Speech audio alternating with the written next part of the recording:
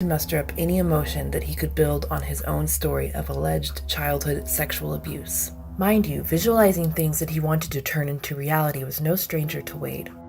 In a 2002 interview, he said, "Learn how to visualize. If you have a goal, you've got to visualize every little aspect of it. Every time I've done that wholeheartedly, it's always happened.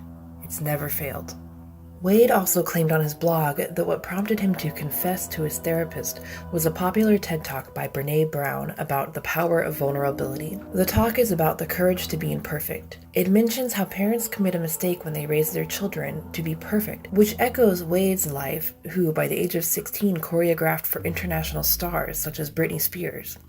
The lecture seems more related to Wade's struggle with career expectations and his struggle to be perfect in his job from an early childhood than about sexual abuse. For a long time, he has struggled with the expectations and pressures of his job. He completely omitted this element from his lawsuit, but from his blog post that he has published in 2017 and 2018, after his lawsuit was tossed, we learn about these struggles in detail.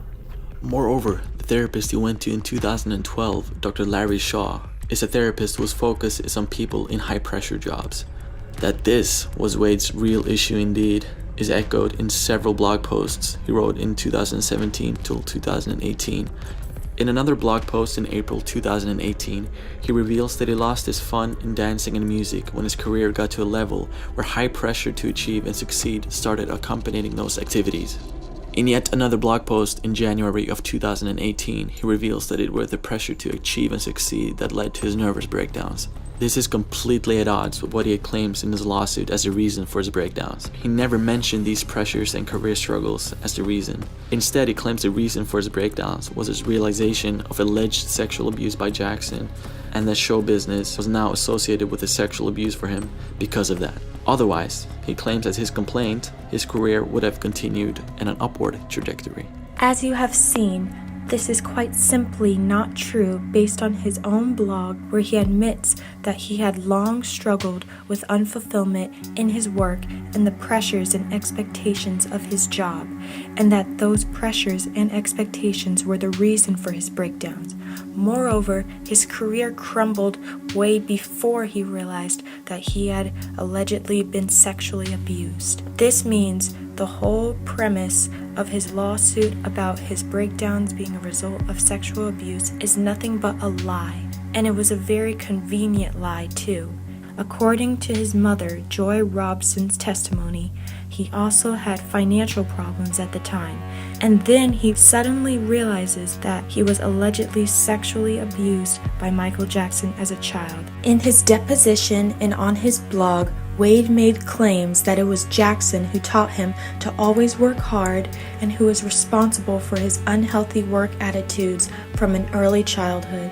The reality is, however, that Wade's mother, Joy Robson, was a very ambitious stage mom, and it was her who trained her kids to work hard from an early childhood. Wade made absolutely no mention of that in his lawsuit. My kids worked every weekend, every school vacation. Their birthday parties were backstage. Their Christmas parties were backstage. No regrets. Despite of clear evidence that it was Wade's mother who made her children work so hard, in Wade's new version of his life, it is Jackson who is made out to be the scapegoat for his unhealthy work attitudes. Jackson actually begged Wade's mother to let Wade have his childhood. Joy Robson herself testified to that in her 2016 deposition. She said that Jackson, quote, used to call me and ask and beg me not to make Wade work all the time, to let him have his childhood, end quote. Also from the 1995 article, as well as from the Robson's testimony in 2005, or Joy Robson's deposition in 2016, we learned that Jackson was actually hardly present in their life at the time. On top of Wade's career struggles and financial struggles at the time, he also had a marital crisis. According to his own deposition, his wife Amanda had a hard time handling his breakdowns and threatened to leave him. So this is the context in which Wade, as a quite convenient solution for all of his problems, suddenly realized that had allegedly been sexually abused by Michael Jackson as a child. This U-turn made it possible for him to sue Jackson's entities for money or to use his newfound story in other ways, like seeking a lucrative book deal. In a note that he wrote to himself, that the Jackson state found out about and presented at his 2016 deposition, Wade stated, "My story of abuse and its effects will make me relatable and relevant." There would also be a benefit in scapegoating someone else for his professional and personal problems and failures. With the claim of sexual abuse, Wade is suddenly seen as a victim, not as someone who failed in his profession and failed as the family breadwinner. The blame is shifted on someone else. Wade claimed that because of Jackson's alleged sexual abuse of him, he was no longer able to do any kind of entertainment activity because those activities were now too associated with Jackson and sexual abuse for him. He claimed that he could not dance,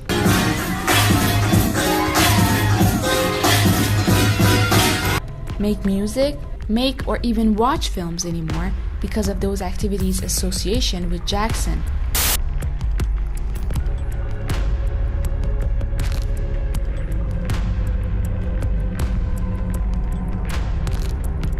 The fact is, however, that Wade continued to do all those activities, all the while claiming in court documents that he was so traumatized by such activities' association with Michael Jackson that he would never be able to do them again, so he needed financial compensation.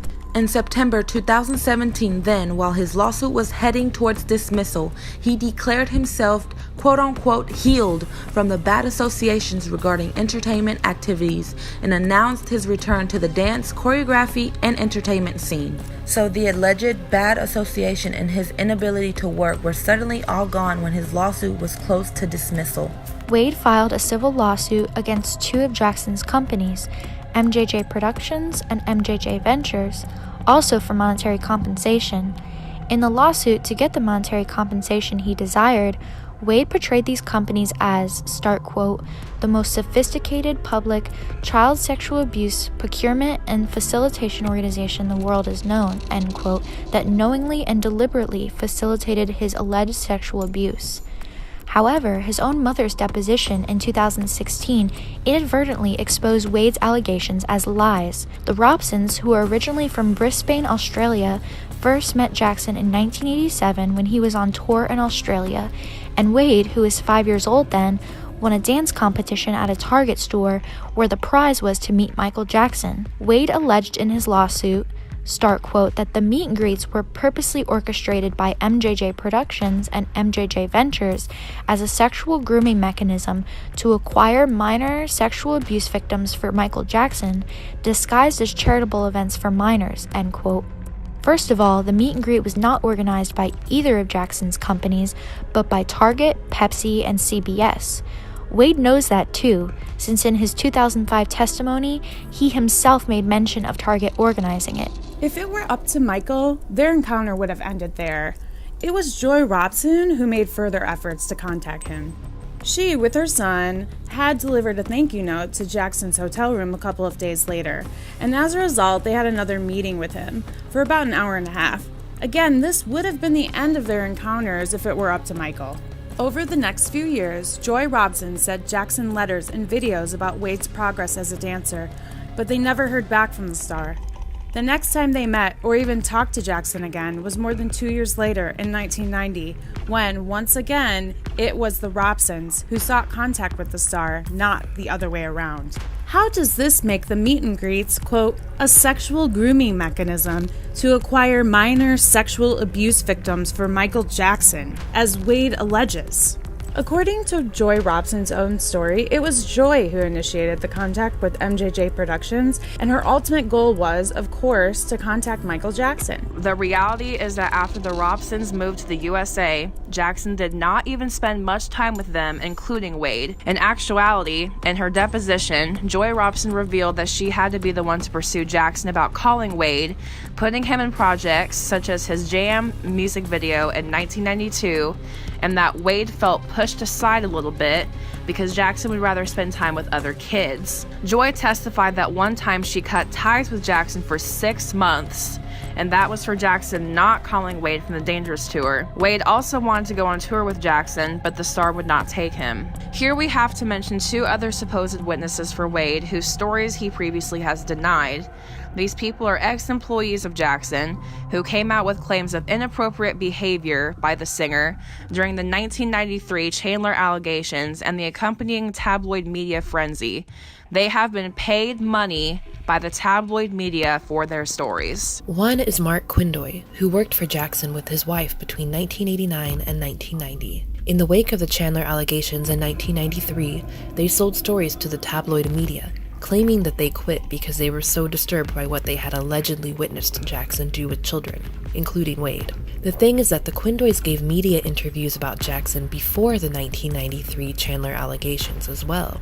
Before the 1993 allegations, the Quindoys talked about Jackson as a kind, shy man who was good with children.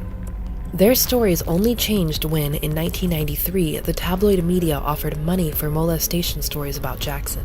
Various journalists revealed that the Quindoys shopped their newfound stories for $250,000 to $900,000. The Quindoys also tried to shop around a book deal. Even tabloid journalists noted about the Quindoys that they found them to be completely untrustworthy.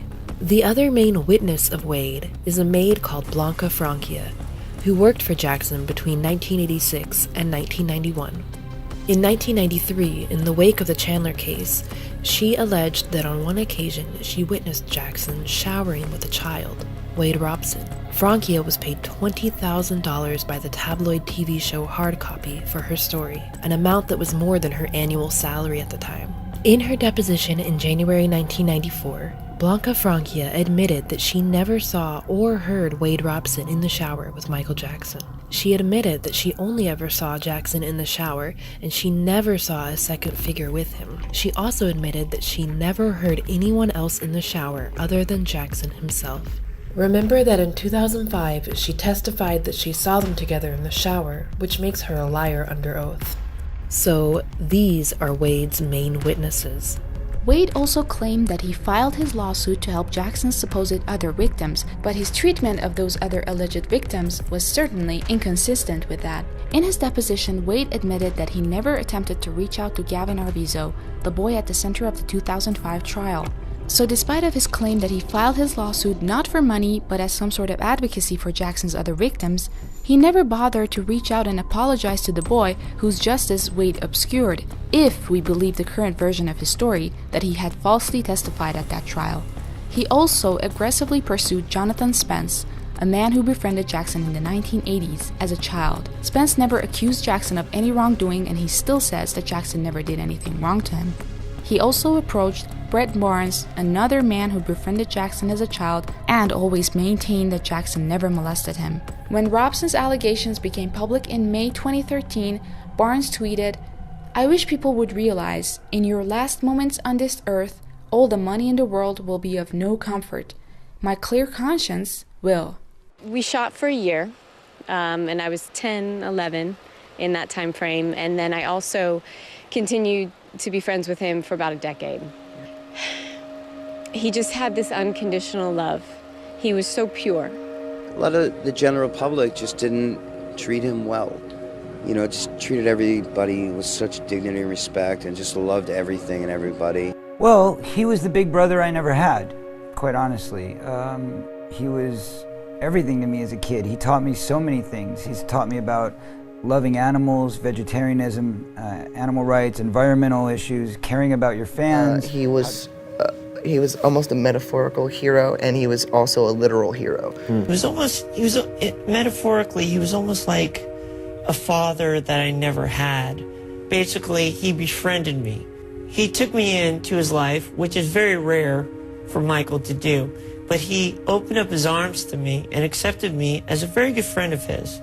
And throughout the years, he never let me go. So I went with my whole family, and next thing you know, we were friends. We were seriously, he was like my best friend growing up for a good fat stretch of my life. Yeah. It was legitimate friendship. Yeah. I sat there and I gave them the names, They're on record. They have all of this information, but they were scanning Michael Jackson. All they cared about was trying to find something on Michael Jackson. Who you said, by the way, did not abuse you. Who Michael was innocent, and that was what the interview was about with the police in 1993. I told them he is not that guy, and they said, well, maybe you just don't understand your friend. And I said, no, I know the difference between pedophiles and somebody who's not a pedophile because I've been molested. Here's the names. Go investigate. Later on, of course, after he died, a few of those people came forward and said, you know, it never happened. We didn't do anything. We was pressured by parents, by this or that, and when they needed money real bad, and they figured that was a way to get at them.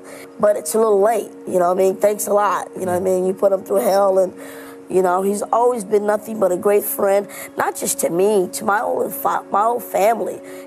We grew up with him literally since he was 3 and I was 5. He really just was so humble and then never really played off on the fact that he was, you know, this Michael Jackson. You know, he was just Michael. He was just our friend. Robin, in all of these pages, hundreds of pages,